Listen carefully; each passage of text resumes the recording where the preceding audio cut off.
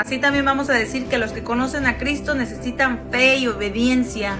Esa obediencia vendría siendo obras. En ninguna parte de la Biblia dice que solo con la fe tenemos la salvación. De hecho, nuestro Señor Jesucristo dice: no todo el que me dice Señor, Señor entrará en el reino de los cielos, sino el que hace la voluntad de mi Padre que está en el cielo.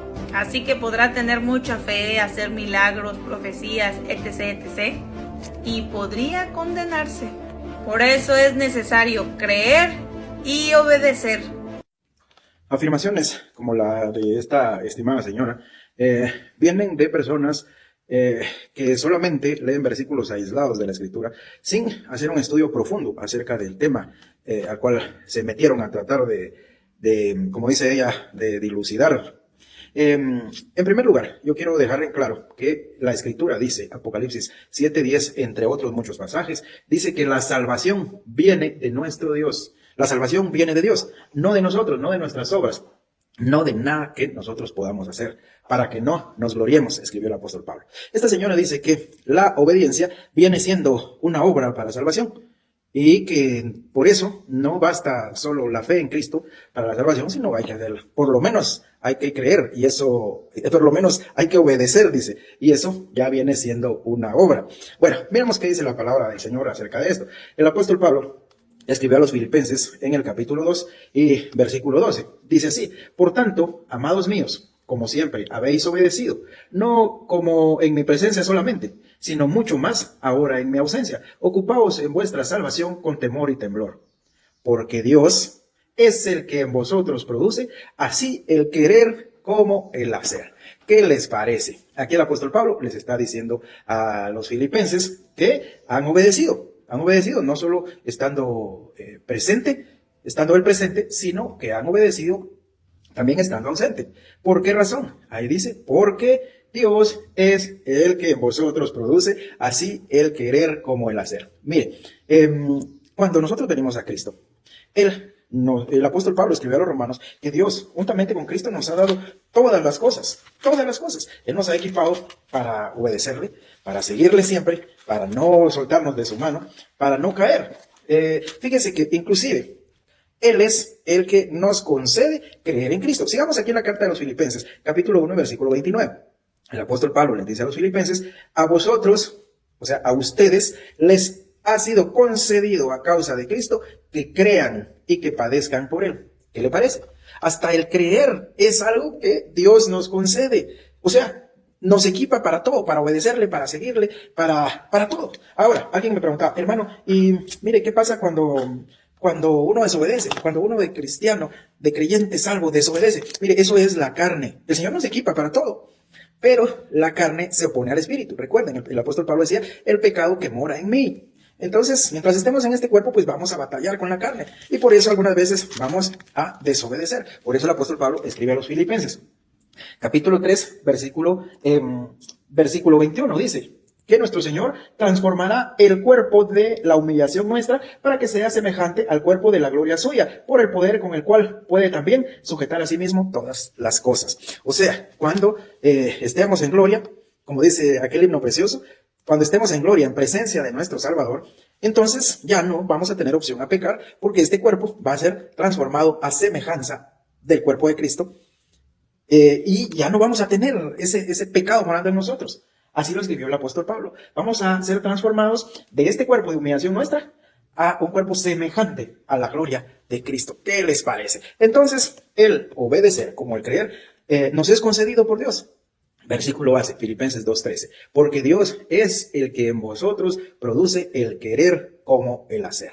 Yo sé que alguien va a decir el final del versículo 12, donde dice: ocupaos en vuestra salvación con temor y temblor. Ese versículo 12 me gusta más cómo está traducido en la Nueva Traducción Viviente, la cual dice así: esfuércense por demostrar los resultados de su salvación.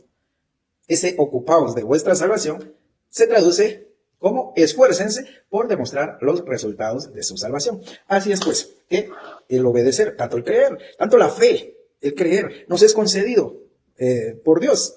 Dice el apóstol Pablo a los Corintios, capítulo 1 y versículo 30, si no estoy mal, que es por Dios que estamos nosotros en Cristo. Es por Dios. Él lo hace todo. La salvación es de nuestro Señor. Ya lo leímos. Por si esto fuera poco, el apóstol Pedro nos dice, primera de Pedro capítulo 1 y versículo 5, escuche. Dice, sois guardados por el poder de Dios mediante la fe para alcanzar la salvación que está preparada para ser manifiesta en el tiempo postrero. ¿Qué le parece?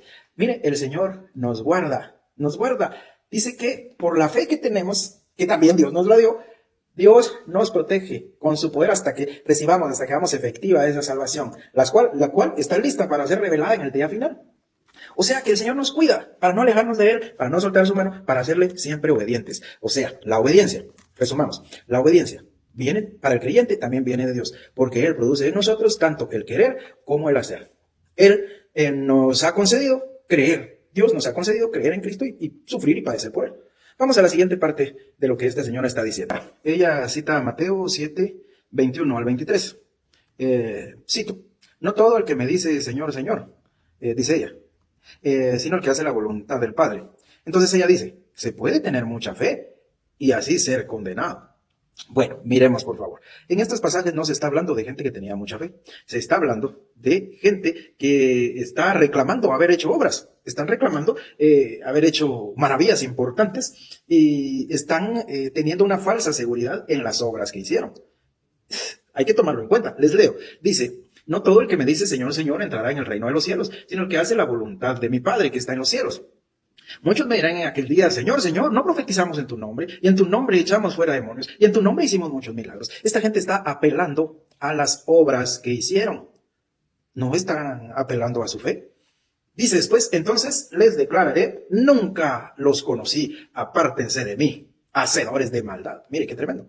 Pero tenemos que poner atención aquí en algo. En el versículo 21 dice, no todo el que me dice Señor, Señor entrará en el reino de los cielos. Entonces, ¿quién es el que entrará en el reino de los cielos? El que hace la voluntad de mi Padre que está en los cielos. Entonces, aquí la gran pregunta es, ¿cuál es la voluntad del Padre que está en los cielos? Y el Señor nos responde claramente. Juan capítulo 6, versículo 40. Dice, y esta es la voluntad del que me ha enviado, que todo aquel que ve al Hijo y cree en Él, tenga vida eterna, y yo lo resucitaré en el día postrero. Eso es lo que Dios quiere, que creamos en su Hijo Jesucristo. Dice, esta es la voluntad del Padre que me ha enviado, que todo aquel que ve al Hijo, ¿qué quiere decir esta expresión? Que ve al Hijo. El escritor de la epístola a los Hebreos dice, poniendo los ojos en Cristo, autor y consumador de la fe. Entonces, esta expresión, todo aquel que ve al Hijo, es todo aquel que cree en Cristo, todo aquel que pone sus ojos en Cristo, el autor y consumador de la fe. Mire, la fe viene de Él. Bueno, todo aquel que ve al Hijo y cree en Él, tenga vida eterna. Mire, todo va hacia lo mismo, creer en Cristo.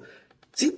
No todo el que le dice Señor, Señor entrará en el reino de los cielos, por supuesto, sino el que hace la voluntad del Padre. ¿Y cuál es la voluntad del Padre? Que todo el que ve al Hijo y cree en Él, tenga vida eterna. Todo descansa en la sola fe. Creer, creer, creer. ¿Qué le parece?